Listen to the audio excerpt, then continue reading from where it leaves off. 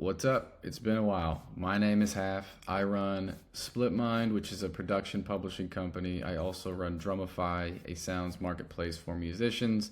And in my free time, I make videos educating the producer community on things that I wish I would have known, but usually have learned the hard way. I hate the mystery. I hate the mystification of all things related to the music business. I would just like more producers, artists, songwriters, anybody that is creative in this space to better understand the music industry, how to get paid from it, and how to make more money from it so that you can provide and take care of yourself, your family, and your loved ones. So, with that being said, I want to get into a popular topic from my perspective, which is why producers never make money. And of course, this is a generalization. It's dramatic for the sake of capturing your attention. I want to just give you my perspective on things that I have noticed and the differences between producers that make a lot of money versus the producers that just kind of barely get by. We're talking people that make 25,000 or less a year, which is certainly not no money, but if you live in America, especially LA, you're gonna have a pretty hard time on that income. So I have both a bad example or a producer that doesn't make a lot of money, and then I have a good example, but I also have pros and cons of each. So let's just dive right in. The first reason why producers never make money, in my opinion, is they have no team to separate them from the creative side and the business side. So usually this just means that you take whatever terms they offer because you feel like it'll make things awkward if you push back on the business. Here's an example. You're working closely with an artist. Maybe you guys are in the studio together. His team hits you up and they say, hey, we have $500 producer fee for you, 40% of the publishing, even though it's supposed to be 50-50, and 1 or 2 points, right? You not really understanding the business and not wanting to make things weird. Even though you don't feel good about it, you're like, whatever, I'll fix it on the next one. Well, newsflash, if you don't have a team, you're probably not gonna fix it on the next one. And you've also set a standard of what you're okay with receiving. When you have a team, it creates a barrier between you and the business so that you can stay creative and just focus on music, right? That allows your team to come back and say, hey, our producer's fee is, $2,500 or $5,000 or $15,000, doesn't really matter. That's for you to figure out. But my producer's fee is $2,500 and he needs to receive 50% publishing and 3 points or 4 points, or if they're independent, that's another conversation. But the point is, you have a team that can push back on your behalf, right? And so I do want to caution people by saying, if you're new to the music industry and someone got you a record, don't act crazy, right? Don't be in there saying, I need this, I need that, and forgetting about the people that ultimately helped put you in that position to have the record. Because in most situations, it'll really be your first and last record you get with them. So it's not a good look for new producers in this space, in my opinion. There's been a handful of producers that we've gotten their first ever record, and it left a really bad taste in my mouth, and I'm never going to work with them again. Just full transparency. They may grow from it. I hope that they do, but it's certainly not something that we're interested in dealing with. The next piece is everything you produce has 4 or 5 people minimum on it. So even in a situation where you're getting a $10,000 fee, that's turning into $2,000 before anything's happened. That's before you have a manager and a lawyer paid and whatever other things you have to pay for, right? So this mentality, in my experience, comes from people saying, I'd rather have 5% of a song than 100% of nothing.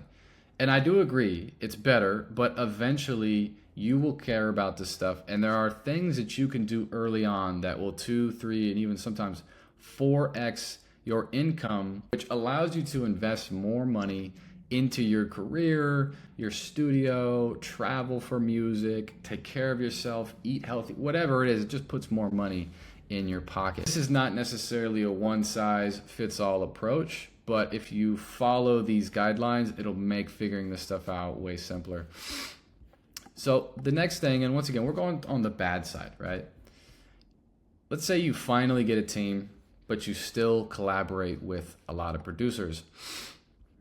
This is another key part that I see people lose out on so much money per record. And there's not a ton that you can do to fix this, but sometimes you can. And it's everyone uses their own lawyers instead of designating one to save costs. So let's say it's a $10,000 fee and you have 4 producers on this record. Each producer, on average, you're gonna pay your lawyer about $500 per song, right? Give or take. That's been my experience. You're talking about $2,000 disappearing before anybody's gotten paid, right? Where you could have all came together and said, let's get one agreement, let's pay this lawyer. Even if you have to pay that lawyer $1,000, you're still saving $1,000, and those costs add up, especially if you do that on every single record that you're getting. It's going to be pretty significant over the lifetime of your career. So that's a huge one, because you also have to consider that your manager, if you have one, is going to take, anywhere from 10 to 20%, maybe more, I don't know. And so now this $2,000 that you were going to receive, or whatever, let's just say the $10,000, it's getting cut up so much before you've even seen a chunk, right? And to counter on that point, one of the good mentalities I see producers do is they count what gets paid to them after everyone is paid, not the first number you see. So if you're on an email chain, it's really easy to take that 10,000 and just run with that and play it in your head and go, man, I'm getting paid 10,000. I'm getting paid 10,000. When in reality, you need to pay your lawyer, you need to pay your manager, and there's 4 other producers. And so you're going to get 2,000 minus 500 to your lawyer, minus 20% to your manager. Now you're talking like, I don't know, $1,200, something like that. But you've already been spending as if you made 10,000 or even $2,000. So one of the next downfalls, and I kind of just covered this, is your manager is just the homie. It's somebody who wanted to kind of put it in their bio, but they don't really have the desire to learn the business. And it's really up to you. But if someone's going to be taking 20% or whatever percent of your income, you definitely want to know that they're actively growing in that career path, and they're going to be able to make you more money over time, right? You should be able to look at your manager and go, okay, over the course of my career, they have definitely made me more money, and some made sure I had better splits or put me in contact with somebody. Whatever it is, you should be able to justify why you have this person doing what they're doing. Because when you receive a lump sum of money all at once, it's easy to perceive that you make more money than you really do, right? So a lot of your money is going to just miscellaneous stupid shit. So your net earnings, like I said, they're around $1,200 to $1,400 depending on your team's cut. Maybe you don't even have a team, so you're just getting the full-on $2,000. But that's horrible too, because that means you're signing paperwork without a lawyer looking it over, and that means you don't even have a manager to do something to fight for you, whatever. So now let's go into the good. Once again, this is just my experience. For those of you who don't know, I myself have over 2.5 billion streams, produced a bunch of records, signed a bunch of successful producers, cleared over 300 records and counting, approaching 4. And TLDR, I've learned a lot, and I look forward to sharing it with you. So here are the examples of great producers that I see that make pretty good money. And the first factor is they have a team to separate them from the business and creative, like we had mentioned. So I have a good and a bad example of that, and let's get into it. So on the bad side, you can have a team, but they could be out of sync, move really slowly, and they're still learning, and you find yourself doing their job a lot. So there's nothing wrong with learning, don't get me wrong. But if your team is not communicating with each other, that's a huge issue. There's going to be big gaps of information. And if they're moving slowly, that's even more of an issue, because it's already hard enough to get paid your fees and get agreements and whatever else. Now it's going to take probably twice as long to get paid, and that is going to put you in stressful, unideal environments. On the good side, right? Your team, which could be a mixture of 3 things, 4 things, doesn't matter. In my example, I have a manager, business partner, really a lawyer, and an admin. And so assuming they are capable, competent, and communicate very well with each other, they're going to make sure that you're asking for full proposed splits, adding up to 100%, a 50% recoupable fee on the advance, 4 points rather than 3 points, and they'll see if you can even get the legal covered, right? And so as I'd mentioned, you don't need all 3 of those. You really, just having a lawyer early on is going to save you a lot of pain and headache, right? A great team with synergy, in my opinion, is going to 2, 3, 4x your income, assuming they do it right. Going back to this full proposed splits, well, what is that, right? So when a song is about to come out and you're put on an email chain, assuming that you've made it that far, the admin or the A&R from whatever label is going to reach out and say, hello, so-and-so, I wanted to come to you. Here are the terms of the song we're putting out. We're offering you 25% of the publishing, 1.5 points, and $2,000. And maybe that sounds great to you. You've never had a record come out before, but I promise you 99% of the time you can get a bigger fee, usually a better split unless, there's some other thing going on. And that's why you ask for the full proposed split. So what happens is then they'll come back to you and say, hey, so-and-so, so 25% of the publishing is going to you and 15% is going to the other producer, and then the artist is taking 60%. And you can go, well, wait a minute, why is the artist taking 60% and not 50%? And then they might go, I have no idea. And you go, well, fuck that. We need 50% on our side, 50% on the producer side. And so same thing with the points. You might figure out that even though the industry standard is 3, sometimes 4 points, they're only offering you 2 points. You go, well, once again, fuck that. We need to be at 3 points, right? And so by asking for this full proposed breakdown, you can understand who worked on the record, what everybody is getting on the publishing and the master side.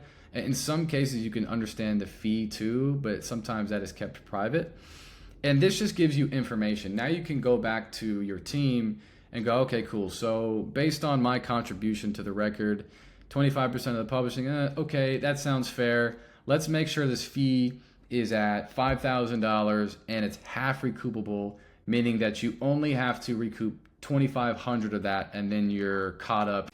I talk about all of this stuff inside of my producer community. It's called Producer Union. Pretty passionate about it. I have a Start Here course, right, where I talk about social media audit, entertainment lawyers. You can have a 15-minute call with me, contracting template, as well as a music business masterclass. Some of those videos are on YouTube now. An Art of Focus course, a publishing guide I just dropped, my master royalties course is next.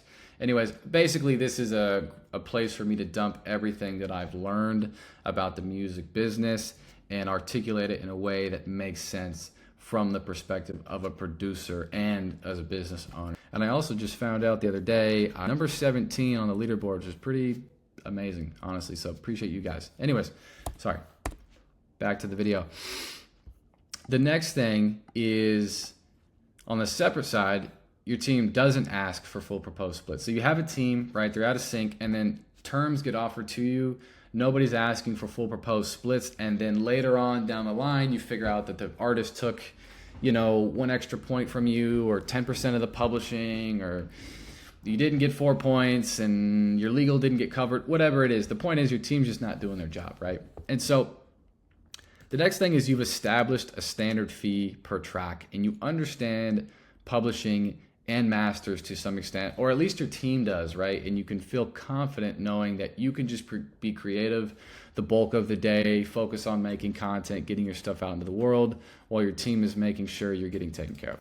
Here's a pretty typical fee for Split Mind. $15,000, 4 master points, 50% publishing.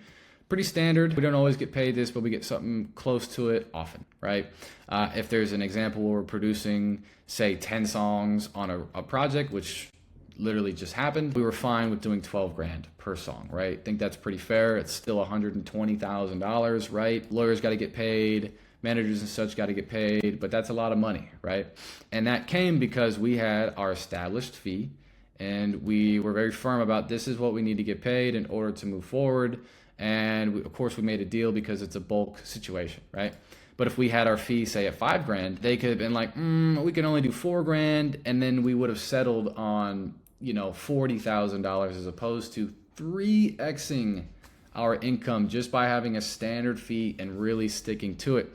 That being said, yes, we've accumulated billions of streams and have produced for the biggest artists in the world. So yes, we have confidence and we're okay with saying no to records not coming out. In fact, I just said no to 2 records coming out this week. Not fun to do, but when people come to us with, sub $1,000 fees, it's not gonna fly, right? Establish your standard fee per track and understand what this really means. I promise you, it will help you a lot. The next thing is you collaborate, but you do your best to keep it to a minimum per record. Now, I get it. Music is a collaborative effort. It's fun. If you look at a hit record, you're going to see a ton of people on the song. But I do find that a lot of times people invite other people to the studio and they're not really there for any purpose. And then just by them being there, it's, hey, you want to add to this, you want to do this, you want to do that. And now you have to go from, 50% publishing or 25% publishing to it's 10% publishing per producer, and now you're making a fifth or a third or a half of what you could have made. So I'm not telling you to be stingy and not collaborate with people, but certainly if you want to 2, 3, 4x your income, having a standard fee per track and then only inviting people to the studio when you feel like there's something they can contribute is going to help a lot. Because when you have 7, 8 people in the studio, everybody starts to contribute. You might make a crazy beat. Now you got to split publishing 6, 7 different ways. It's not a fun thing to deal with. And so going off that, I made a shitty little drawing. So boop, boop, boop. Going from that, the next thing people do is they split their publishing in half, right? So you consider 25% to drums, 25% to sample makers. That's just the way we do it, whatever, right? Sometimes we don't. But if you have your buddy come over, he does the drums, you did the sample, just split it down the middle. Keep it simple. It's $15K, right? Even $10K. Now you guys are sitting there with $10K, 4 points, 50% publishing, and you're going to be much happier. People who are in great positions are ones that average at least 15% publishing per track. I have a ton of songs where I have literally 1.5% publishing, 2.5% publishing, 5% publishing. Now I try to make it to where 5% is the minimum on my end, just because publishing is already a penny's game to begin with. Let's talk about the bad, right? Having a team that's not that great. Well, your team agrees to really whatever the terms the label presents without asking any questions. So this goes back to the whole not asking for full proposed splits. Your team is really doing you a disservice, and they're really costing you twice, because they're just agreeing to whatever is offered your way when I know without a doubt you can get more money if you just push. But secondly, now they're going to take from the income that they're not helping improve for you. And so I don't want you to go look at your team and be like, I'm firing everybody, fuck them. I just want you to consider, is your team doing this stuff? And if they're not, use this video to educate them. And if not this video itself, I have other videos on my YouTube channel where I talk about clearing a song from start to finish, that if you have a team and they're new and they're learning, show them these videos. That's what I make this stuff for. Bring them to my community. It's a free 7-day trial. If you don't like it, you don't learn, just leave. Whatever, it doesn't cost you anything. But if you can educate yourself through the free content that I have on YouTube or your team, then I can guarantee you will make more money per record. And it's just gonna set you up to be happier, set your team up to be happier. And yeah, who doesn't like making money? So this $15K fee turns into $7,500 for you, assuming you split it with the other producer. And obviously you split the fee, or maybe the legal, with the other producer. So in this situation, let's say that you and the other producer say, we're going to use one lawyer. And if that lawyer is like, you guys are getting paid 15, I want 1,000, or I want 500. Let's say it's $1,000. Okay, great. You pay him the $1,000. You guys are still left with $7,000 each. And on top of that, you have to pay your managers, which is going to be about $1,500, assuming they're taking 20% of gross, super standard. Both of you walk away from this record having $5,500 net. And on top of that, your team, assuming they did a great job, was able to get you 4 points rather than 3, which is going to help you recoup much faster, 25% faster, mind you. And on top of that, the advance is 50% recoupable. So TLDR, you only have to recoup $7,500, and those 4 points rather than 3 are going to help recoup that faster. More or less what I understand, and feel free to comment below if you have more expertise on this, I have discovered that points are about $50 per point. So you would take $7,500, divide it by 200, and I think that would be, let's just do that quick math. You're talking about 37.5 million streams to recoup and then start generating income on the master side, assuming that you're not standing behind any additional costs, like the cost of the video, the mixing, the mastering, whatever other stuff. That's why you need a lawyer, to make sure they're doing a good job and making sure that you're just on the hook for your fee to recoup. So you are quite literally 4xing your income. And yes, okay, you took away more producers, so of course you have more income, but also you set a standard rate, right? You had a competent team that was happy to be a barrier for you, and you tried to keep your collaboration to a minimum and just split it down in a way that you think is fair. Now, I want to preface all of this by saying that this is not a one-size-fits-all approach. It's not possible. The music industry has too many twists and turns and things that happen.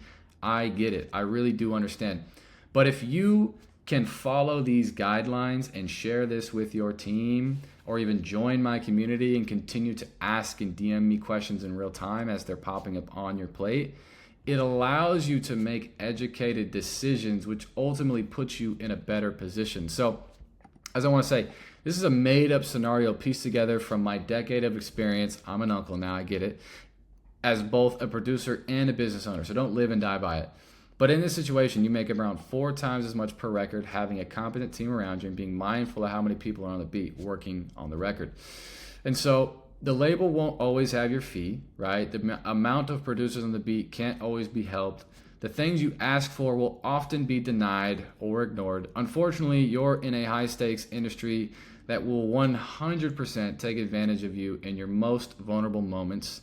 And what I mean by that is, if the label knows you're not in a great position, or you're broke or homeless or sleeping on a couch, they know they can get away with offering you $1,000 or $500 or whatever it's going to be.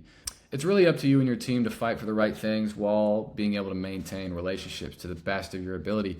I've found that just managing expectations from the start really helps records move along without surprises. Communication is key. And to give you an example of that, if you start working with an artist or their team, you can say, hey, just FYI, this is our standard rate per record. This is what we did. We're executive producing a project right now. And what we did is said, hey, just so you know, this is our rate per song, and let's get ahead of this early. We know that we're taken care of, and there's not going to be this weird, awkward conversation at the end when all the music's done and they go, oh shit, we only have $5,000 to pay you per record. And we go, man, I mean, that can't work for us. It just can't, right? So if you manage expectations with teams and you say, hey, just FYI, or you have your team do it, you say, hey, FYI, our client is $5,000 per record, 3 points, and obviously 50% publishing, because that's your God-given right. If they go, okay, great, sounds good, maybe they still don't have that $5,000 for you, but they'll go, okay, we can't offer $2,500. We got to offer them $3,500, and we'll pay as legal. You find ways to kind of get to that $5,000 without necessarily getting that cash up front. And as an early producer, you definitely don't want to be too crazy about, this is my fee, you're going to pay it, or I'm not going to clear the record, because you want to build up leverage, right? It's easy for us now to say this is our $15,000 fee because we've, worked with everybody, and we can say like, bro, this artist is paying us this much. You're not going to sit here and tell us you can't. But at the same time, you definitely don't want to take $500 or $1,000 because you need to understand the value of publishing and the value of master points or master royalties. So With that being said, thank you guys for watching. Like I said, free plug. I'm going to plug my community. You can join the Producer Union right now for free. 7 days. Check it out. I do 2 live calls every single week. I have 49 and counting live calls. I do interviews with popular producers. I have one with Mike Hector in 2 days from now. I don't know when this video comes out, but in 2 days, Mike Hector and I will be doing an interview. I've done one with RJ Passon, Busy Work Beats, Steven Schaefer, Brian, who produced 7 songs on Don Toliver's project, Max Shooter. Thank you guys for watching. I hope that you learned something. And if you have a manager or a lawyer or you are confused about something, leave a comment below or share this video with your team. Grow with them, right? Just as you grow as a producer, you want to grow with your team. You will see a higher return. They'll have more energy, time, and attention for you. And that's it. I wish you guys the best. God bless. Hope you're staying safe.